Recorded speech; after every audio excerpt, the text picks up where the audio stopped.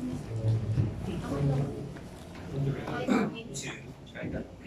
morning, everyone. We are Group 1, and our topic is under Title 4, the property relations between husband and wife. And my report is about the general provision. So, generally, the natures, the consequences, and the incidents of marriage should be governed by the law, and it cannot be stipulated by the parties. However, this rule is not absolute because the law allows the future spouses to fix their property relation during their marriage through the marriage settlement. So in Article 74, the property relations are governed in the following order. Primarily, it is governed by the agreement of the future spouses through marriage settlement, which is executed before their marriage. And next is by the provisions of this code. The third one is by customs. It only arises if the future spouses executed a marriage settlement and stipulated therein that there can be no existence of the absolute community of property, but they did not provide it for what rule or property regime that shall govern their property relations. In connection with this, the Article 75, the future spouses may agree upon the following property regime. First is the absolute community of property. Second is the conjugal partnership of things. Third is the complete separation of property. And fourth, any other regime. Given that it must not be contrary to law, morals, public order, public policy, and good customs. It is also provided that in the absence of marriage settlement or if the marriage settlement executed by the party is void, in default, the property regime that shall govern is the absolute community of property. So let us distinguish the property regime by default. So prior August 3, 1998 or after August 13, 1950, marriages that are celebrated in that year, in case of default, the property regime that shall govern is the conjugal partnership of age. But during the family code or the marriages that are celebrated on August 30, 1998, and prospectively, the regime that shall govern is the absolute community of property. So in Article 77, the marriage settlement and modification formalities required. So the formalities that is required is it must be in writing, it must be signed by the parties, it must be executed before the marriage, and third, it shall not register third person unless it is recorded in the local civil registry where the contract of the marriage is recorded and the proper registries of property. However, that is not absolute because there are exceptions, which are the post-marriage modification. So as general rule, it is just valid if it is executed prior to the marriage. But there are instances in which the property regime can be modified even if it is after marriage.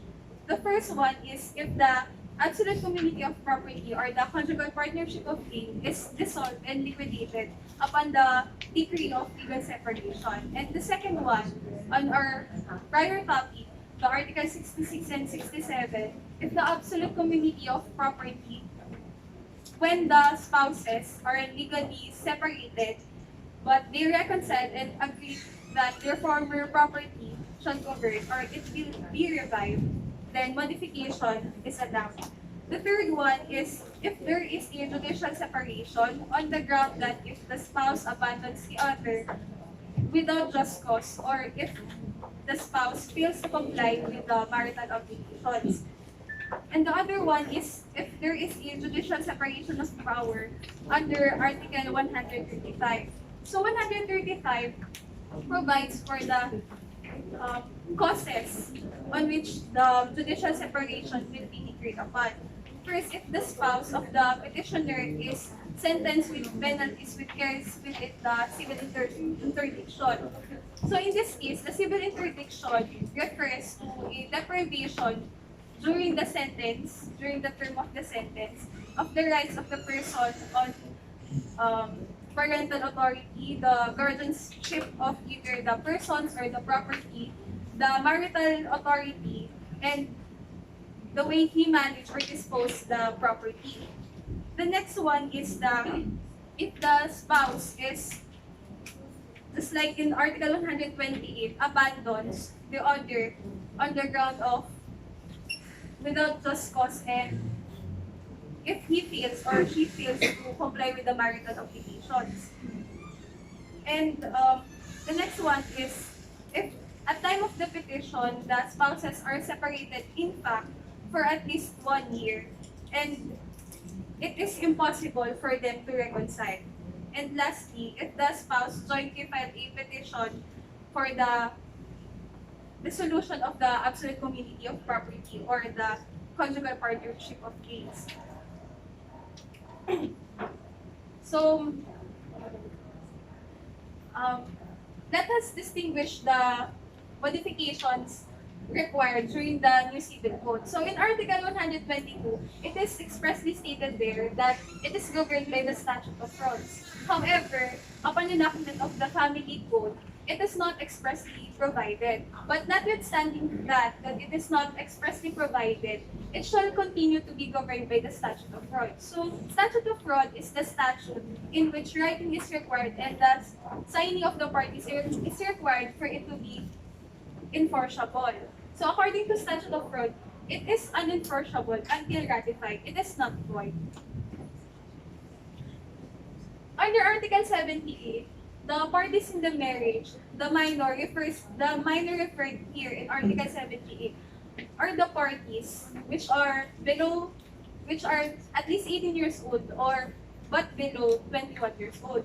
So it's stated there that those parties which requires parental consent, those persons whose consent is required shall also be party to the marriage settlement for its validity. And next, in Article 79, it's stated there that if one of the future spouses is suffering from civil interdiction, in this article, the civil interdiction referred to the mental incapacity of the future spouse to be made party to the contract. The guardian, which is appointed by the court, shall be made party for its validity. It is stated in Article 14 that the guardian, the surviving parents, or the father or mother.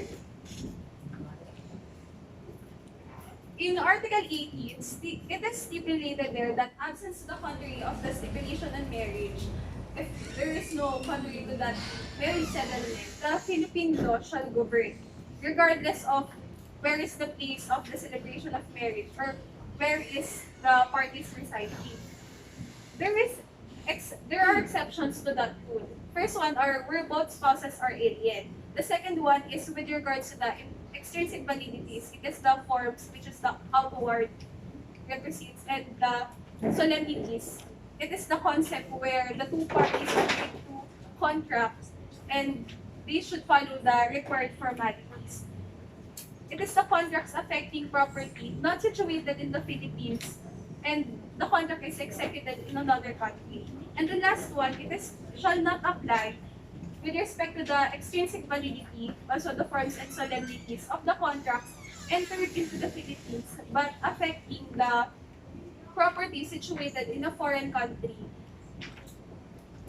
whose laws required different formalities of extrinsic validity. In Article 81, which is the last article under the general provision, it's the effect of non-celebration of marriage upon marriage settlement. Generally, marriage is a condition sine qua non for the validity of marriage settlement. If the marriage did not take place, there are two instances that will happen. So first one, everything stipulated in the marriage settlement, including the donation between the future spouses, shall be void if the marriage did not take place. However, on the provisions on the settlements, which does not depend on the marriage, it will not be affected. So, one of the examples of that situation or provision in the marriage settlement that will not be affected even if marriage did not take place is that about the recognition of paternity. It will not be affected even if the marriage did not take place. So So let us distinguish the ante-nuptial contract, or which is the marriage settlement, and the donation property as donation by reason of marriage. So both of these are contracts. In the first one, marriage is a condition sine qua non. It always depends on the marriage.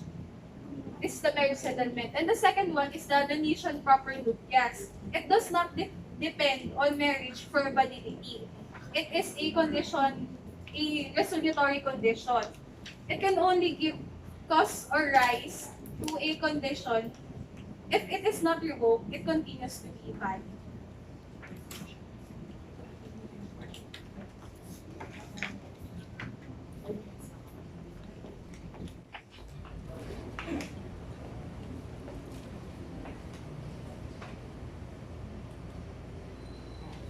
Good morning, classmates. So next is chapter 2 under title 4 is donations by reason of marriage. Oh, Article 82, donations by reason of marriage are those which are made before its celebration in consideration of the same and in favor of one or both of the future spouses. So in here, for the elements or requisites of donations, propter nuptias, they are all indicated in Article 82. So just to reiterate, these are the requisites. First, the donation must be before the celebration of marriage. Second, it must be in consideration of the marriage. And third, it must be made in favor of one or both of the future spouses. So any donation, propter nuptias, during or after the celebration of marriage shall not be considered under this chapter 2. So, to clarify, for donation propter nuptias, for the donee, it can be either or both of the future spouses. For the donor, either of the future spouses or third person. So, pwede yung third person outside the marriage to be the donor. Article 83, these donations are governed by the rules on ordinary donations established in Title 3 of Book 3 of the Civil Code insofar as they are not modified by the following articles.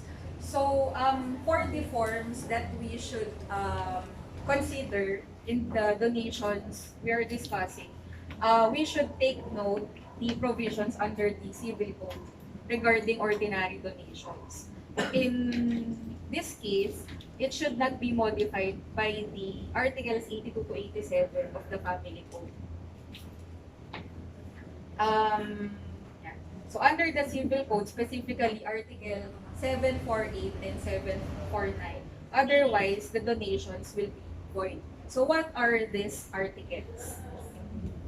Under Article 748, the donation of movable properties. When we say movable properties, these are personal effects or cash. So these are the examples of movable properties. So they can be made orally or in writing.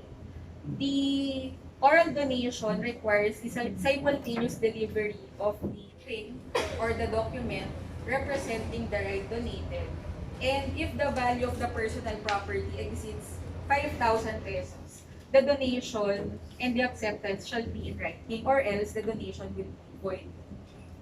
Next, Article 749 is the donation of immovable. So, example is land. For example, you donated land to one of the future spouses. So, it must be in public document, or else the donation will be void.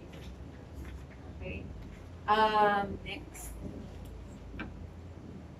Article 84, if the future spouses agree upon a regime other than the absolute community of property, they cannot donate to each other more than 1/5 of the present property. Any excess shall be considered void. Donations of future property shall be governed by the provisions on testamentary succession and formalities of will. So, in Article 84, we can see that there is a limitation on the amount that you can donate to your spouse. And next. So, in distinguishing the limitation, we should first establish what is the property regime that they are into. So if the property regime is absolute community, there is no limit. But if the property regime is not absolute community, only 1/5 of the present property of the donor. So any excess shall be void. Donations of future property between spouses is not prohibited. So, for example, the property is not yet present. You can stipulate that whatever property you may come up can be donated to each other.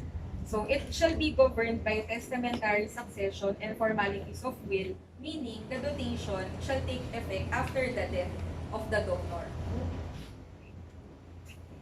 Article 85, donations by reason of marriage of property subject to encumbrances, or when we say encumbrances, there is restriction on the property.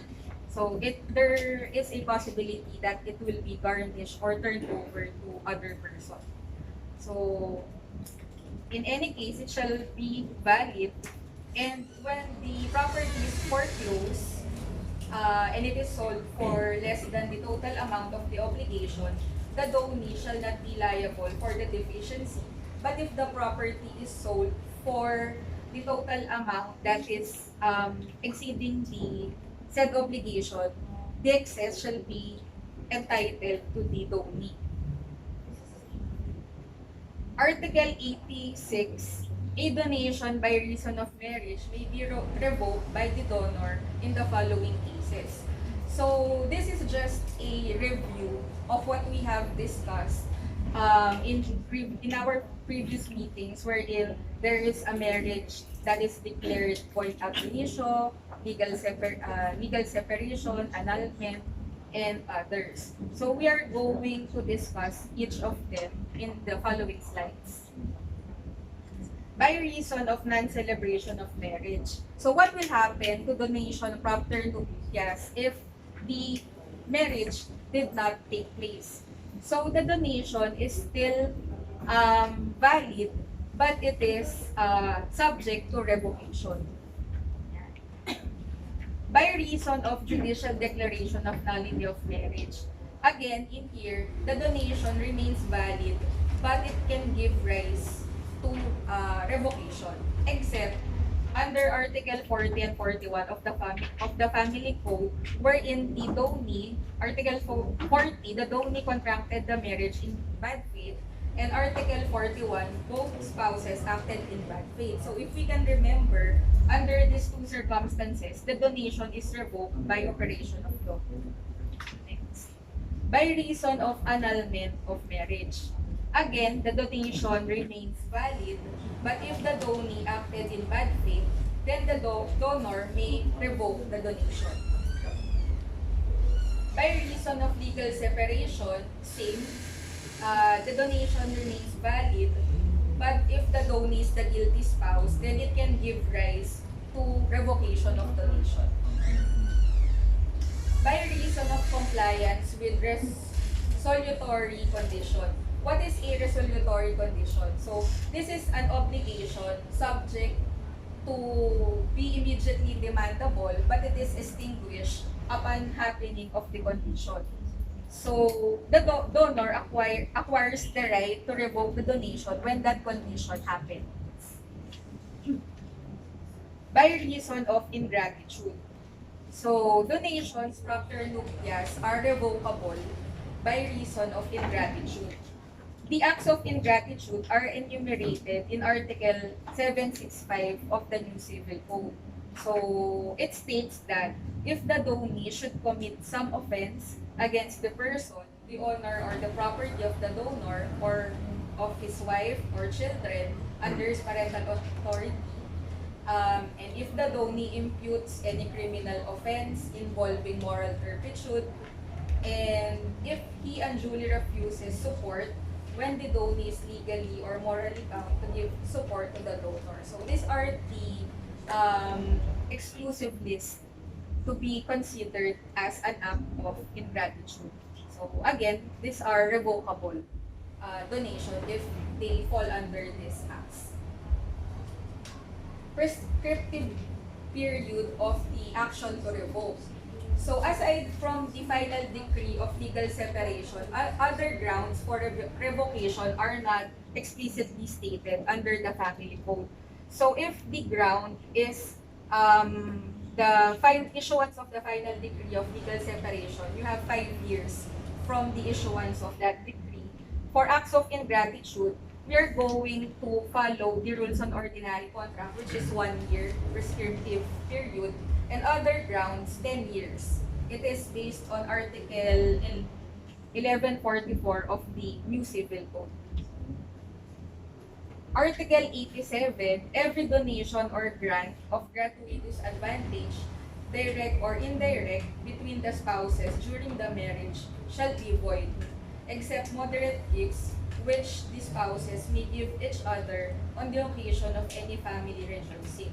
The prohibition shall also apply to persons living together as husband and wife without a valid marriage. So for donation propter nuptias, there are restrictions on what we can donate. So next slide. Donations during marriage are void. So this applies to spouses and persons living together as husband and wife without the benefit of marriage.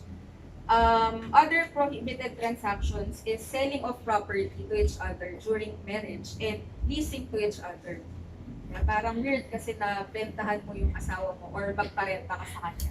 Because your property generally are conjugal in nature. But our group mates will discuss thoroughly the other property issues. That's it for chapter 2.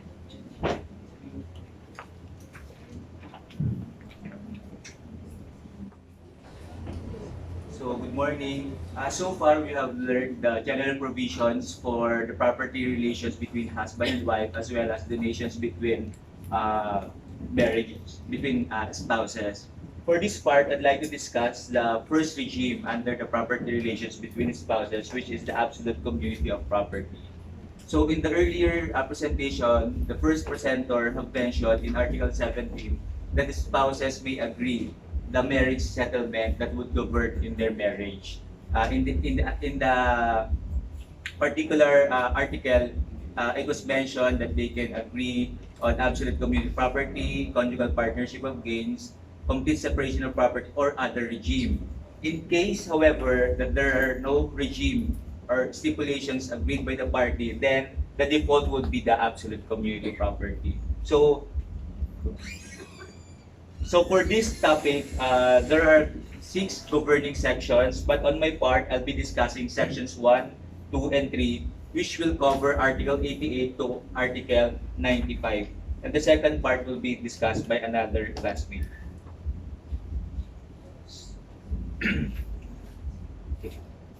So for absolute community property, the governing rules will be the Articles 88 to 104 of the Family Code. And it will be supplemented by Articles 484 to 501 for provisions of co-ownership that will not be covered by the Family Code. So the primary, again, would be 88 to 104. However, for provisions that will not be covered by those articles, it will be supplemented by Articles 484 to 501 of the Civil Code. Again, it was mentioned earlier that the effectivity of absolute community of property was August 3, 1998, when the Family Code was approved. On the other hand, prior to that, it was the conjugal partnership of gains, which was subsisting. So prior marriages. So kung ikakasal tayo bukas or December, so we will be governed by absolute community of property in case wala tayong marriage settlement. Go. So for the general provisions, it will be covered by Article 88 to 93. 90 rather. So by default, again, in the absence of marriage settlement or when the regime agreed upon is void, the system of absolute community property is established in this code. So normally, hindi naman uso, especially sa mga traditional Filipino na magkaroon ng settlement. and except kung si Sharon or Kiko ka na marriage settlement. So in default or by default, pag kinasal tayo, it would be absolute community of property. So what is absolute community of property? Okay.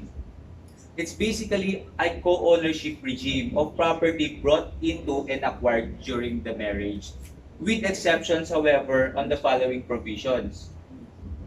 Okay, sorry. So, under Article 88 also, it was mentioned that the absolute community of property shall immediately commence. Okay, sorry. So, when does the absolute community of property shall govern? As I mentioned, first, when it was agreed by the parties. Second, when they did not execute a marriage settlement. And third, when the other regime is void. So, in case na the other regime is contrary to law, public policy, or even in the mandatory provisions of the family code or the family code, then the absolute community of property will govern. So under Article 88, it was also mentioned when will absolute community of property shall commence. So it will commence at the precise moment the marriage is celebrated. So there's also a succeeding provision, or rather paragraph, which says that any arrangement, or whether it's implied or expressed, wherein they would agree that the absolute community of property will commence on the other time, it shall be void. So if they agree that it will commence 5 days after the celebration of marriage, then that would be a void provision in the absolute community of property. So as a general rule, all properties owned by the spouses at the time of celebration of marriage or acquired thereafter shall form part of the community property. So that's under Article 91. So whatever properties you have brought into the marriage or even acquired after the marriage, that shall form part of the absolute community of property. That's the general rule. However, under Article 91 and 92, there are exceptions to that general rule. First is, if there are properties excluded in the marriage. Second, acquired during marriage by gratuitous title. Third, those properties for personal or exclusive use of either spouse, and those properties acquired by previous marriage. So let's try to discuss individually those exceptions under Article 91 and 92. So for gratuitous, I think I didn't expound number 1 because it's self-explanatory. Those specifically identified outside, those specific property that shall not form part in the absolute community of property. So I'd like to highlight the gratuitous title. So by gratuitous title, it means those acquired or owned without payment or free, basically. And in that particular provision, there must be the following are the requisites for gratuitous title. First, they must be acquired during the marriage. They are acquired by either spouse, and the donor or the grantor specifically mentioned that it shall not form part of the absolute community of property. In the absence of those verbal or express provisions, then it shall form part of absolute community of property. So if during the marriage you are given 1 hectare of land and the donor said it shall form part of your separate property, then that will be exclusive of the absolute community of property.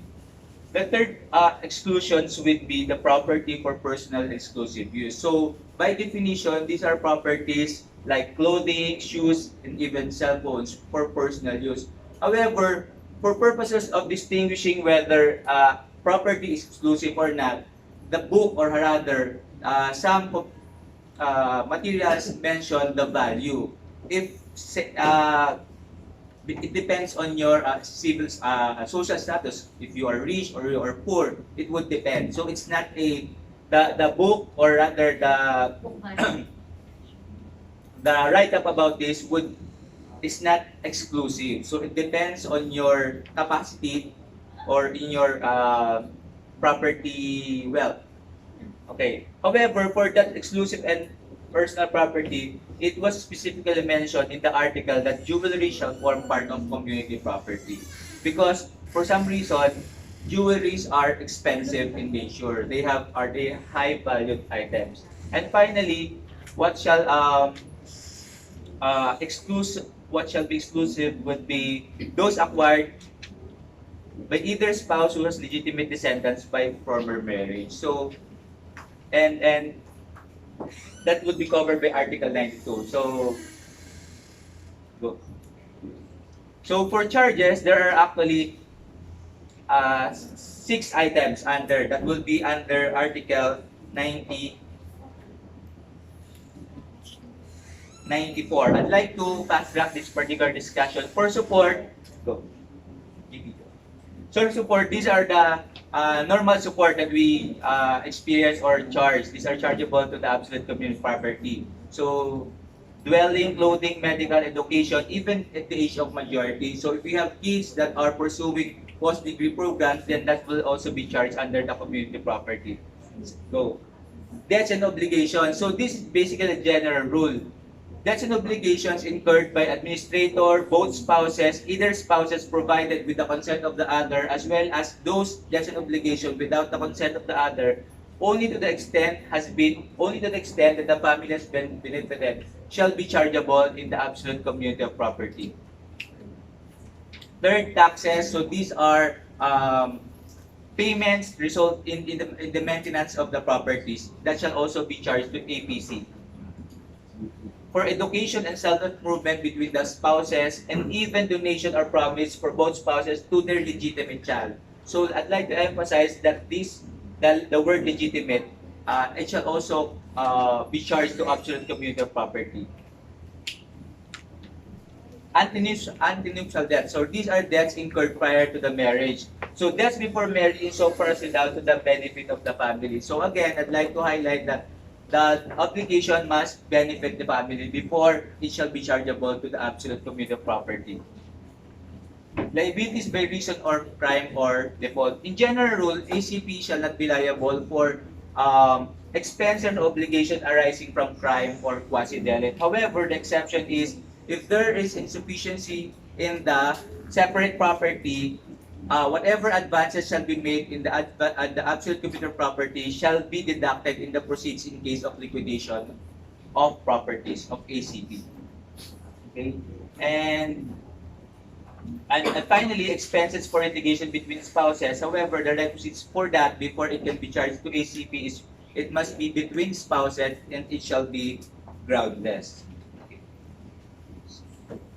Okay. And finally, for Article 94, gains and losses in the game of chance. So game of chances, if it pertains to gains, then that would benefit the family. It shall form part of the absolute community property. However, if it results to losses, it shall be only borne by the loser or either of the party resulting from that game of chance and not chargeable to ACP. Okay. And finally, for and for the next part, it will be that.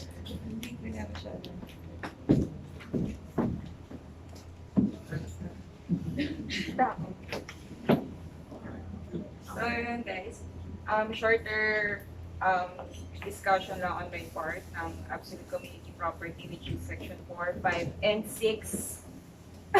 Section 4, ownership, administration, enjoyment, and disposition ng community property. So as mentioned earlier by my classmate na ACP's co-ownership, so the administration and enjoyment of their property belong to spouses jointly.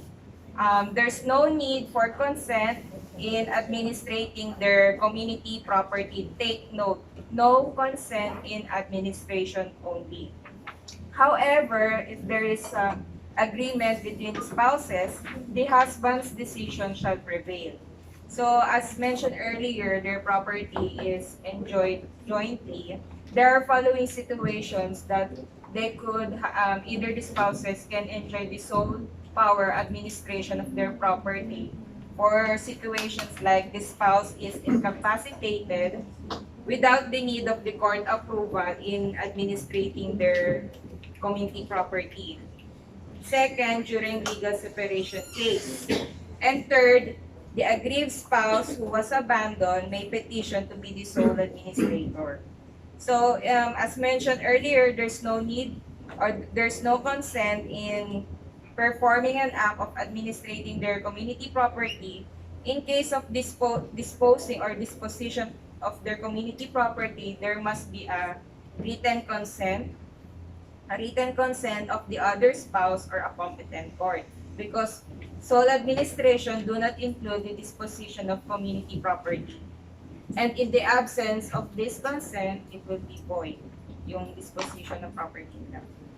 So, Section 5, the dissolution of absolute community regime, Articles 99 to 101 in our Codal.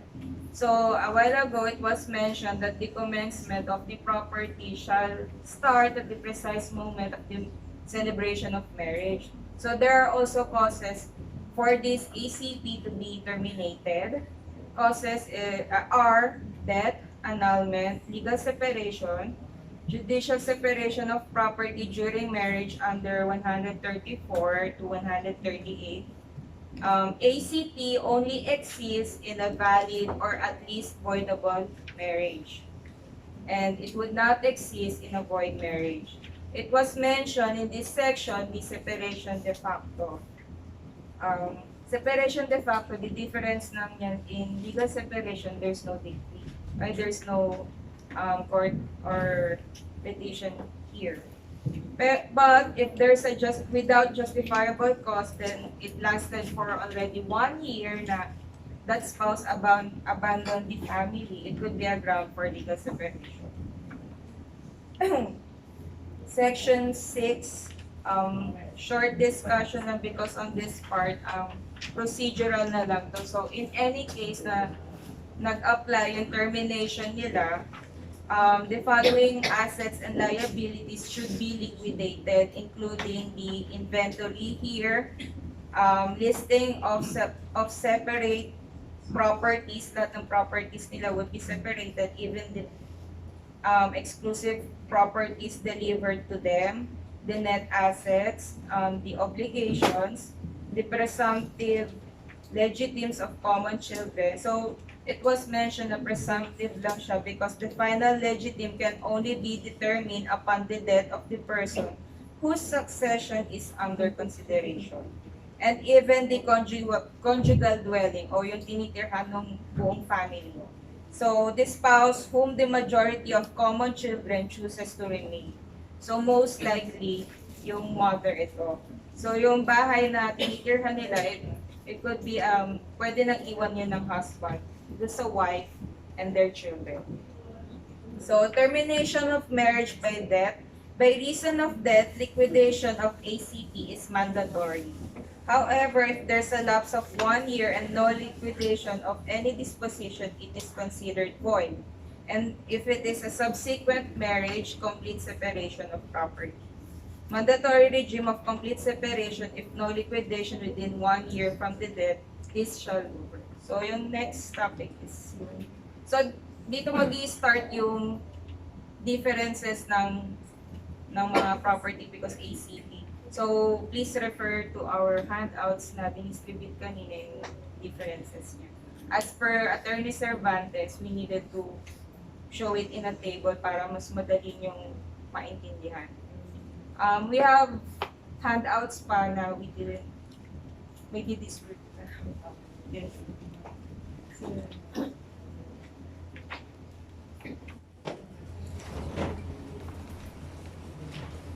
So, good morning everyone. I am John Philip Dinopilis. I will be discussing the conjugal partnership of gains.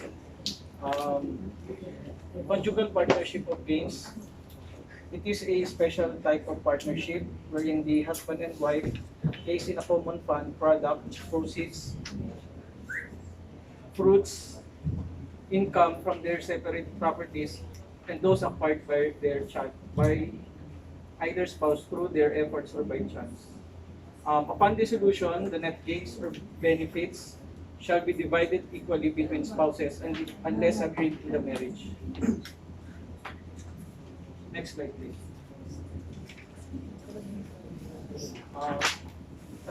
As you can see,